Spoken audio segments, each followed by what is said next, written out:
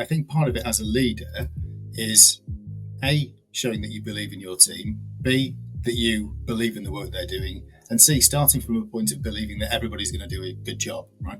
I think if you start from a position of suspicion and then everyone's got to prove to you that they're good, that's the wrong way around. I think if you assume that people are going to do a good job and you give them the benefit of the doubt and you enable them to see that it's not a culture where you're trying to find out whether someone's done something wrong. It's not a blame culture. Giving people trust, letting them get stuff wrong, right, and then not coming down on people like a ton of bricks. It's really important to set that out in the first place. Hello and welcome to the show. I'm Johnny Campbell, CEO and co-founder of SocialTalent. And this week on the podcast, we're speaking with Chris Bleakley from Spire Healthcare about leadership and transformation.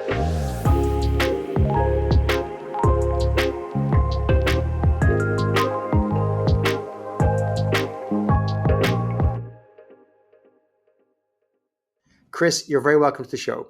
I wonder if you could tell our audience a little bit about yourself. Thanks, Johnny.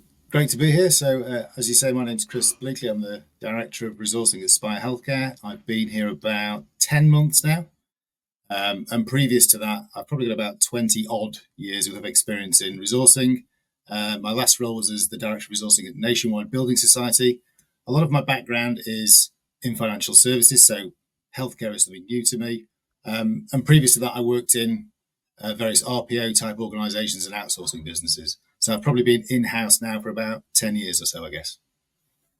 Spire Healthcare, Chris, for a lot of our audience outside the UK, and I'll include myself before I got to know you and the team, they may not be familiar with the company. Can you give us some history as to who Spire Healthcare is, the scope of the organization, and maybe some context as to when you came into the business, why were you hired, what was happening in the business at the time? Yeah, it's funny because I think Spire's not necessarily the best known brand. It wasn't a brand I know particularly well when I was approached for the role.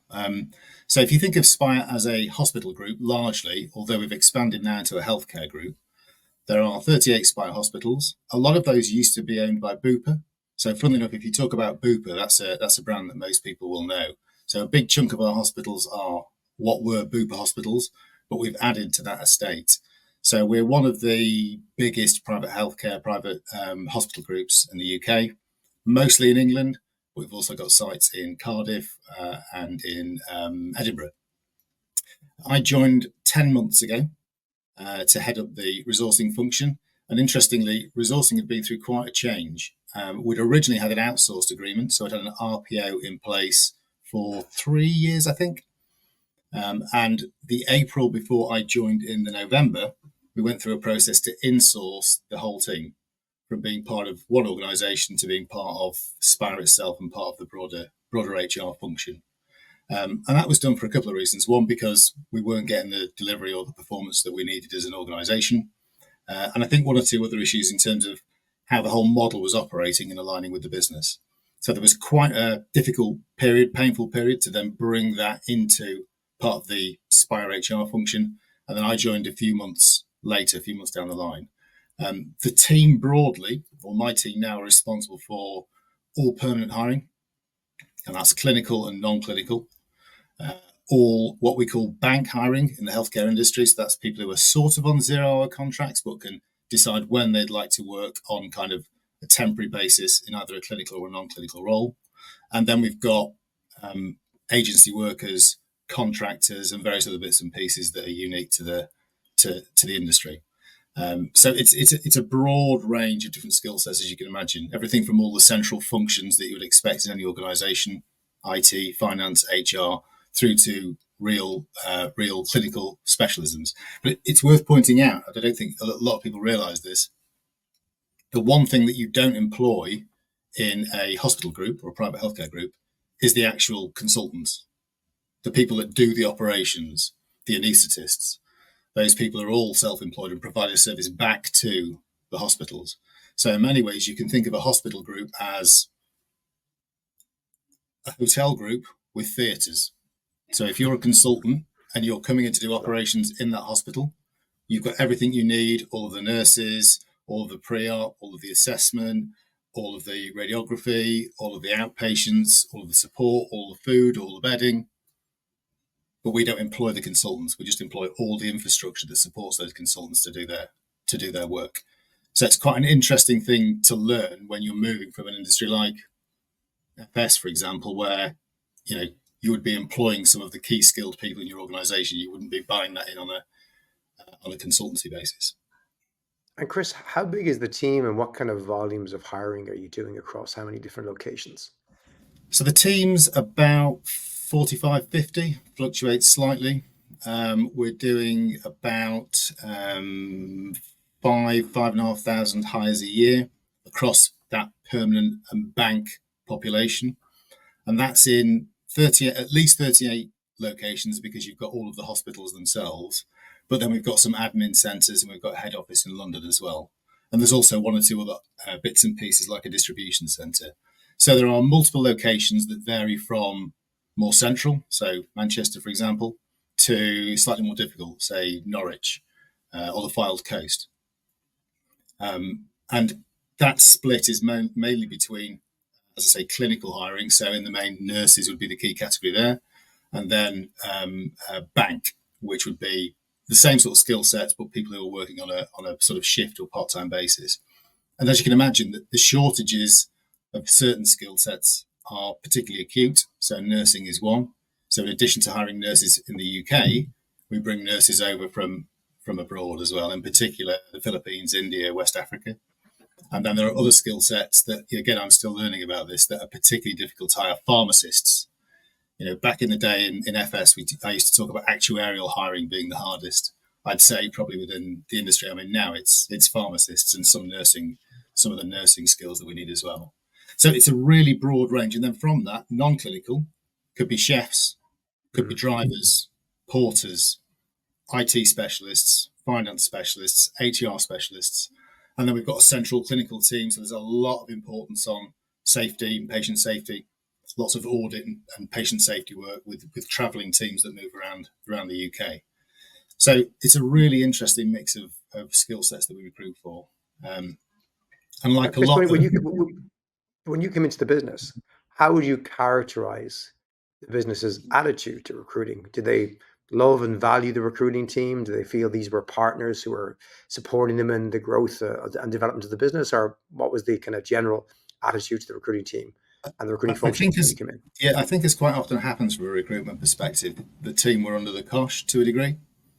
And the reason for that was, if the hospitals don't have the right permanent employees, then we are spending lots of money on agency resource. And as a result of that, they become less profitable. And clearly we have shareholders and there are sort of financial targets to hit in addition to all the patient care focus. And I think that the original setup for the team, certainly from a supplier management perspective, bearing in mind this was an outsource, I'm not sure we were doing a particularly brilliant job at managing a supplier. I'm not sure the contract necessarily set those people up for success.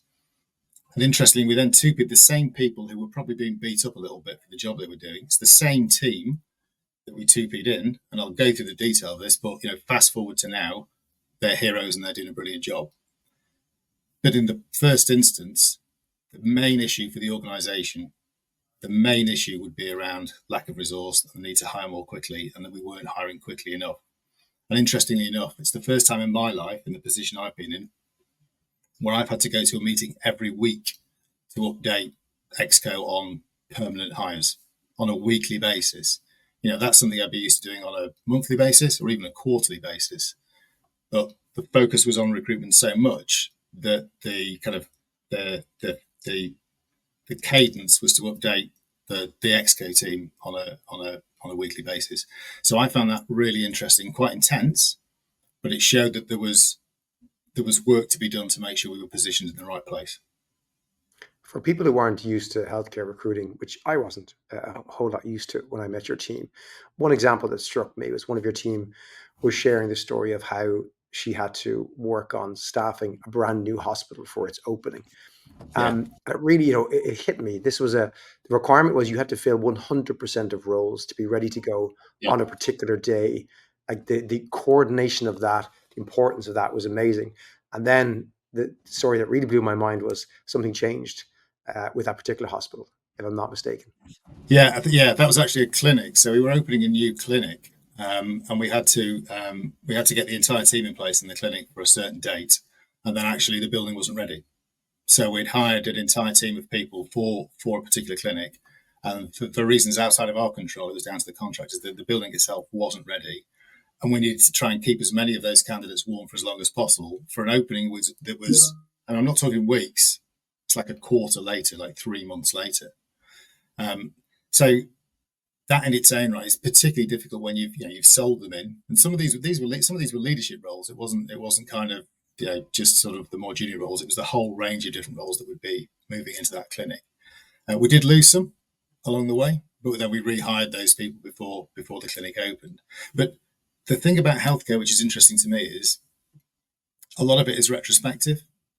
So hiring, in terms of strategic workforce planning, there's a long way to go, I think, for the industry, because what you've got is a hospital that needs to have 20 people in it, because that's the safe level of staffing to deliver the right level of care.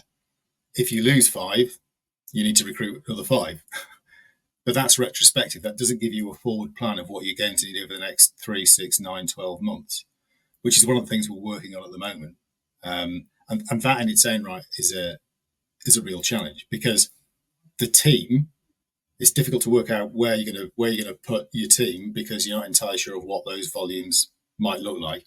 And also bearing in mind, in a hospital group, you've got 38 different almost mini businesses with almost slightly different cultures, with slightly different views on the world, with slightly different approaches to things.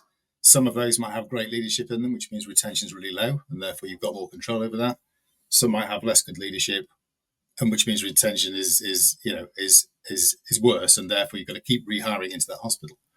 So there are lots of different nuances and differences across the estate, but we're effectively organised so that we deal with hospitals in the northern region, in the central region, in the southern region. We've got a campaigns team that look after things like nurse apprenticeships, and then we've got a central functions team that look after IT, finance, HR, head office type stuff. But the big challenge for us at the moment is we're opening kind of patient support centres. So a place where it's focused specifically on booking patients in, making sure they've got the right treatment, making sure that they've got all the right information. And that's a change from the way we used to work. So we've got concentrated need now in certain new locations to set up what is effectively a kind of clinical contact centre, for want of a better phrase.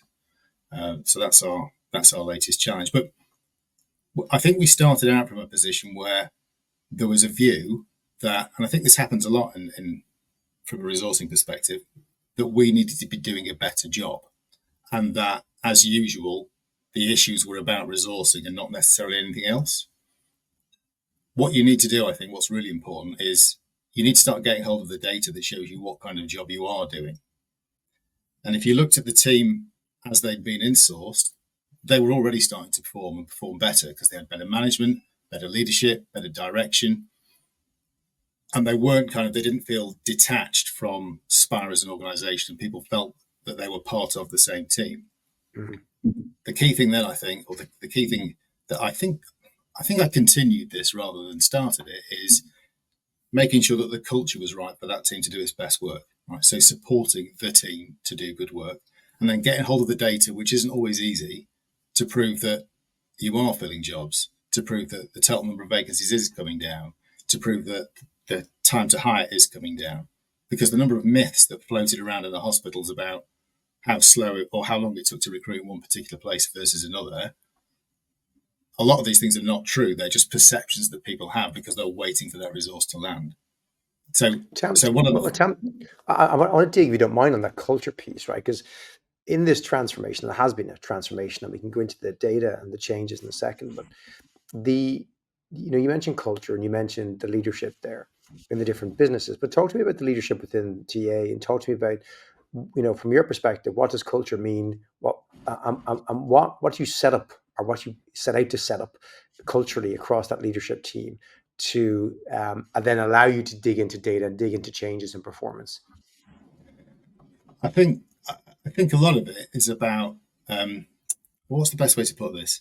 So there used to be we used to use phrases like being authentic and so on, which have become a little bit passé now. But I think part of it as a leader is A, showing that you believe in your team, B, that you believe in the work they're doing, and C, starting from a point of believing that everybody's going to do a good job, right? I think if you start from a position of suspicion and then everyone's got to prove to you that they're good, that's the wrong way around. I think if you assume that people are going to do a good job and you give them the benefit of the doubt, and you enable them to see that it's not a culture where you're trying to find out whether someone's done something wrong. It's not a blame culture. Giving people trust, letting them get stuff wrong, right, and then not coming down on people like a ton of bricks. It's really important to set that out in the first place to enable the team to have some freedom to do their job. I don't believe in micromanaging. I'm not an expert recruiter anymore. The expert recruiters are in my team. They know better than I. And I think trusting their judgment and listening to what they've got to say is really important. So you can do all of that, but you've kind of got to communicate you're doing that. So regular communication channels, and not disappearing off the face of the earth. Just because you're leading the function doesn't mean to say that you should be doing spending all of your time doing something which is massively strategic somewhere in a white tower in a head office. You've got to get involved in the nitty gritty. You need to know what the hell's going on. And you need to be speaking to people, and you need to be having regular communication with everybody in the team as often as you can do. Now, in reality, I'd rather and probably do spend more of my time talking to the team than I do anything else. Either the team or our customer base. And largely speaking, I think that's kind of what my job is. Find out how the team are doing, set the agenda, get the data, and then tell the team or remind the team how well they're doing using that data, but also remind our customer base, remind Excare, remind the hospitals how well we're doing by constantly reiterating the message using the data. That's kind Well, of, I Chris, think. but you mentioned like 30 something locations. Is this, a physical team in one office, one building that you just sit with and you talk to? Or give me some context that, you're talking about Yeah, you spend a lot of time with them. How does that work? Is that remote? Is it in person? What does it look like? it's a really good question, I think, Johnny, because as a hospital group, we have a head office in London. The team is spread all over the UK. They visit the hospitals that they deliver into, and they occasionally will go to the head office, but they're not sat together. They're completely disparate. They're all over the UK. So a lot of what we do is remote. I mean, funnily enough, the first time that everybody had got together was when we met you guys in Manchester, which was back in July. That was the first time we'd got everybody together physically. Spent the day together because there's a kind of conference suite in the Manchester hospital. Talked about the successes of the first half of the year. Talked about what the second half of the year was going to look like. All went out and played darts, obviously, and had a few beers as recruiters like to do. And I don't think you can put a price on how important that is. Culturally, bringing people together and getting them to spend 2 days, day and a half together really helps to sort of continue to bring the team together. Now, we can't do that all the time because of the cost. So bringing 55 people to Manchester or London or wherever else and paying for hotels and so on, you can't do that on an ongoing basis. But we've set out a pattern whereby we'll do that twice a year. We'll do it in the summer, we'll do it Christmas, January, and then we'll do kind of spring and autumn virtual town halls, but having constant drop-in sessions. I send a note out every Friday to the team to say what I've been up to. We've got a channel that people engage in. We've got a wellbeing channel. Lots of things that keep communication open constantly, because you know what it's like these days. If you don't do that, the only time you speak to some people is if you've organised some sort of Teams or Zoom meeting about a particular topic. And the drop-in sessions that I hold or that we hold are if you want to talk about your favourite biscuits, you can do that. If you want to talk about the weather or your holiday, you can do that. It doesn't have to be about work. It's just about engaging with people. It did really strike me, in the 8 months, let's say, up to that point, it was evident to me that you knew all of the team, you knew everybody. The different leaders and managers all, contributed and spoke about their teams. It wasn't Chris, the leader, the director of Yeah. resourcing, sitting down and speaking on high. It was very, very collaborative, very engaged. Everyone knew each other, even though this was a completely remote team. And in such a short period of time to build that culture, to your point, it's extremely important, but also it's one of the main parts of the job as a leader, in your opinion. That's what you need to do. I think, Johnny, I think it's half the job. Half the job is I mean, one of the things, a good example would be we've got, as everybody has, we've got certain customers, we've got certain sites, we've got certain locations which are a little bit edgier than others, and they become more critical of the team. And that's where 80% of your problems probably come from 20% of your vacancies, or from your locations or your customers. The important thing is that the people who are working on those more difficult locations, or those more difficult vacancies, or with more difficult customers, those people need support, right? And your job isn't to sort of go, oh, right, I can see we're doing something wrong as a resourcing team. Don't worry, I'll go and sort it out. I'm pretty confident that I know my team are probably doing the right thing. Not blindly, but I'm pretty confident they're probably doing the right thing. And my job really is to defend that position in many ways, or to explain where we're up to, or what some of those blockers are. And our blockers are the same as all blockers, right? You look at the issues in one place, and it's not that we're not finding the candidates. It's not that we're keeping the pace up. It's the challenges are all sorts of other things. They are managers not being available, hospitals being too busy, interviews not being attended, people not doing a great job of selling the opportunity. In some cases, salaries, right? Salaries where we can offer the right amount of money, but we're not offering it because people are worried that actually at the moment the two other people that are already at that hospital are not being paid that amount, even though the market rate's gone up, right? That's not a resourcing issue.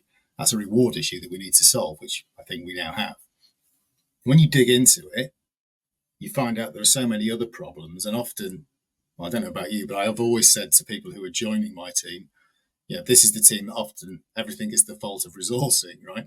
And you know that if you're not hearing anything, it's good news, right? When you don't get any thanks, often that's good news. So the important thing is that those people who are working in those parts, more difficult parts of the team, know that they've got the support of their managers and ultimately your support. And I back them, right? Because I know they're good. I know they're good, and I know they're doing a good job. And that gives me. And then the other bit is the data, right? Because if you're going to go and explain how well your team is doing in various important meetings across the course of a month, you need to be able to stand on solid ground with the data.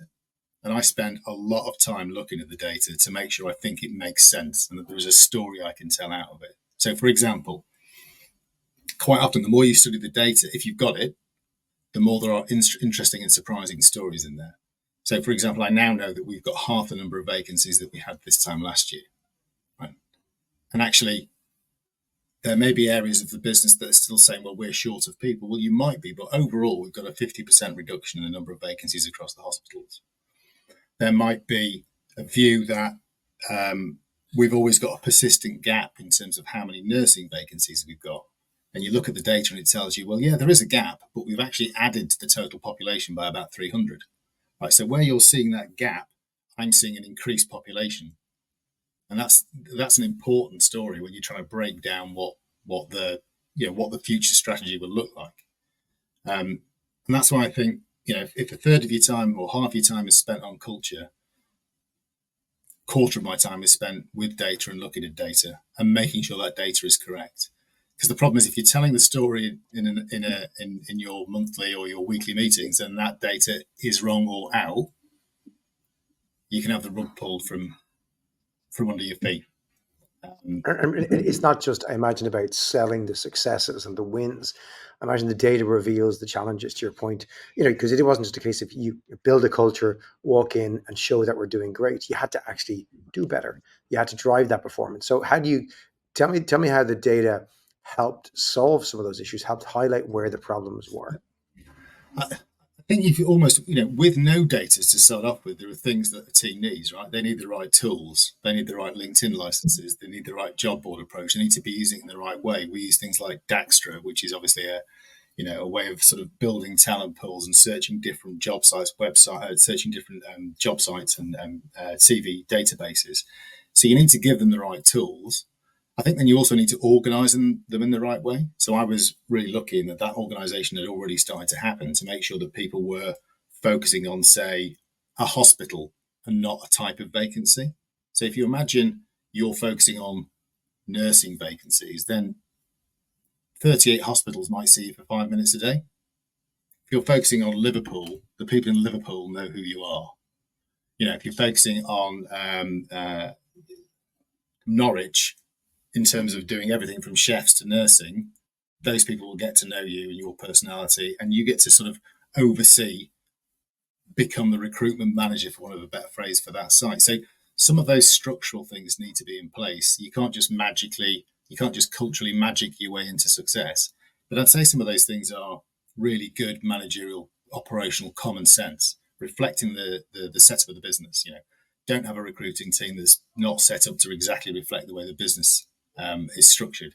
I mean, you might disagree with the structure of the business, but it's slightly foolish to have a recruitment team that's not set up to align to that. So that alignment and providing them with the right tools, and then having good managers, kind of those are some of the basics that you need anyway.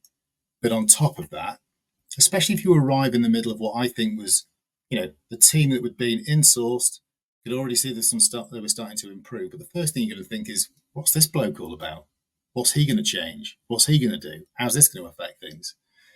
And I think if you can quite quickly lay down the fact that, look, it looks like, guys, you're already doing a good job, right? We can just make this better. And let me talk about what I'm going to be doing over the next 2, 3, 4 months to help support the work you're already doing. Now, then you start to look at the data, obviously, and that data hopefully is telling you a big story, but it also helps you to start wheedle out where some of the individual issues are. So we'd have focus hospitals. We know that in general we were doing well hiring nursing, but in this particular location, say out in Cambridge or Norwich, much harder to get nurses because there's less people around there. So you might need to focus your international nursing into those locations because you've not got as many nurses that want to work in Cambridge as you would have that want to work in Manchester or around London. So the detailed data then really helps you sort of wheedle out some of those individual challenges. And then when you show that data is working, you can sell your success back. But it's not just about selling it to the business, though, is it, Chris? I know you've spoken about, it's maybe more obvious to people that you need to sell it to stakeholders in the business to show what recruiting is doing. But one of the things that you shared with me was that, your belief that it's really important to start by sharing it to your team to show them the success before you show the business success. So talk me through that. Well, I think it's important for 2 reasons. One, because you need to be open, right? There's no reason why. So the sort of stuff I would present to Exco or to the leadership team, I'll send out to the team, and we've got a Teams channel, and that information is there. And in drop-in sessions, I'd want to answer questions about volumes and thoughts on what it's going to look like in the future. So I think it's good to share that information because people feel more comfortable that they've got the big picture in addition to knowing what's happening within their particular area. And you want them to be informed, right? I don't want my team in one particular part of the UK to have no idea what's going on elsewhere. They need to have a kind of broader view of that because we're not just putting bums on seats. We're not just order takers. We should be more consultative than that. And you can't be more consultative unless you know the data. Just tiny little things. And the reason it's important that they know the data and I know the data is you'll get passing comments of someone saying, "Oh, we've got loads of vacancies in X hospital." And you need to be able to say, actually, you haven't. You've got none, or you've got 2. Because those things become the little myths that float around the business. And before you know it, and this happened when I first started, there was 2 or 3 sites that were constantly being mentioned to me as being these, we've got a bit of a problem in this particular location. But you look at the data and there isn't a problem. It's something that was happening 6 months ago that's been a hangover. So I think sharing the success with the team is important. I mean, clearly, if there are challenges, you need to share that with the team as well, right? And work out how you're going to fix it. But I think you use that data not to beat people up. You use that data to come up with a solution. But yeah, I mean, there is always some data that's confidential, obviously. But my philosophy in general would be to share as much of the data as I've got that I share with the business, with my own team, and ideally to do that first. So they know where we're up to. And look, the other thing is, I mean, you should know this, Johnny, of all people, you can gamify the thing, right? So we've got team managers and divisional resourcing managers who set all sorts of weekly challenges for their team because recruiters love a competition, right? We all want to win. So there's loads of, you can build in quite a lot of fun into that. We have, loads of little competitions on a weekly basis, little newsletters going out each week to the different teams to see who's won those competitions. And it might be, I don't know, who's filled the most aged recs, who's filled the most clinical recs, who's filled the most chefs, all sorts of different things that you can then, you've got the data that says this is the challenge. And the challenge could be, we've got loads of pharmacy recs that have been open for too long. So you set the challenge, that becomes the competition. So I think you can sort of use the data in a sort of way to plug it into the culture. Speaking of that data, right? Looking back 10 months now, what are some of the biggest improvements or changes you're most proud of, the team's most proud of, that the data is showing, Chris? I'd say I would be most proud of the fact that we have reduced the cost of agency usage by probably a percentage I can't say because it's probably commercially sensitive, but a big chunk, right? A big chunk. It's the amount of money that was being spent on agencies. And agency workers in hospitals, hourly nurses and so on, are expensive, right? They are expensive. And we've reduced that by a massive chunk. So I'd say we should be super proud. I'm super proud of that. Secondly, I sit in these meetings, the one I described to you that I had to go to every flipping week. And the reasons for our trading and our performance, which is what that meeting's all around, don't focus on resourcing anymore. Right? People are less interested, and that is a good thing because it means it's not a problem. The total number of vacancies in hospitals we've reduced by 50%. Right, so we're down from probably at least 700 this time last year to more like 350, 320 now. So super proud of that. The nursing gap that I talked to you about earlier, the nursing gap has been a perennial gap. It's been the same number, even though we've been increasing the total population for as long as we've insourced the business and before. It's now a third of what it was. So it's the lowest that it's ever been. So we've got more employed nurses than we've ever had. So I say that was a big win. I think the other thing is it's kind of, and I said this to you, I know I've said this to you before, when you keep repeating the message that we're doing a good job, when we are, by the way, I'm not saying just keep saying you're doing a good job when you're not, in the face of all kind of evidence to the contrary. When you're using the data to repeat that you're doing a good job, what's interesting is that people reach for that all of the time. So we've constantly got, exco members who will just apropos of nothing in a piece that they're doing, talk about the success of resourcing. Because it's it's one of the things that they're proud of now that they mention. The number of jobs we've filled in such a short period of time. We reduced the time to hire. We've halved the time to hire. In fact, more than half the time to hire. And I think the other thing is we've got a number of hospitals that are now fully staffed. Right, so they don't need any more people. Now, some of this, as you know, Johnny, is probably going to be a temporary thing, and it'll skew back, and we'll have to get our skates on again. But those are the sorts of things I'm proud of, and I think having got all of the team together, it's just a really sound group of people doing a great job, and I hope enjoying what they're doing, which is really important. We spend so much time, especially it might be remote, the world we work in, but kind of for me, I don't know about you, it means it's a longer working day. You're up earlier, you're working longer. I run downstairs to treat myself to a piece of toast and Marmite, which is the highlight of my day. But it's important that you enjoy what you're doing and you feel supported. And I think that cultural bit and the data that backs it up is what does that for you. But yeah, there's loads to be proud of. Another example, just a quick one. At the moment, our campaigns team are working on the support centres I mentioned earlier. We've got one opening in Cardiff. Lots of planning went into this, a new building, a big project team. I think we got, I don't know, maybe 10 days notice. Went live, found the candidates, set up assessment days or assessment centres running on Wednesdays and Saturdays, with kind of month notice period for people to start. We needed about 30 people in the first instance. Did that in less than a week and a bit, and those people will be ready to start to open that centre, and then we'll move on to the next tranche of say 30, 40 people. So It's not ideal because I think the planning could be better, if I'm honest. But the team's ability to react to that and not be phased has been, I'm really proud of the way they've dealt with that. So yeah, I don't know, lots, Johnny, I guess is the answer. Lots to be proud of. It's a phenomenal story, phenomenal turnaround for the team and yourself, and for setting the team up for that success with the culture, with the data.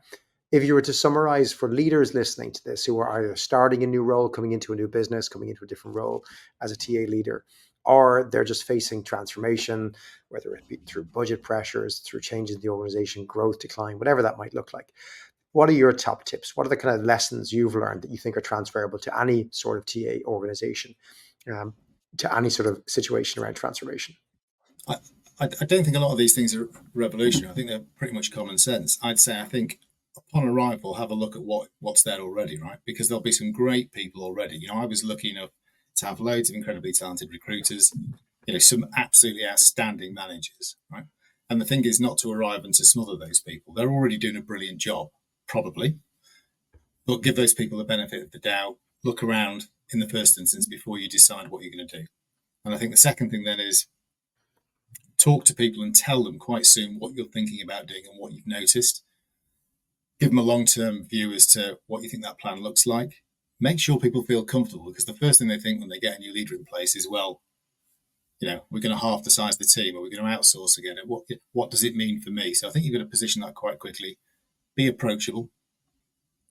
Be visible. And it's so easy not to be visible in our current world, but I would spend as much time as possible being as visible as possible to your own team, by the way, not just floating around meeting important people. That's key, but with your own team is really important. Identify those people who can help you get stuff done as quickly as possible. I did that. I've got some great people on that list. And then if you haven't got the data, find a way of getting it. And if you're going to spend money on anything in the first instance, with any additional resource or anything else, I would go and get somebody who can help you sort the data out as soon as possible.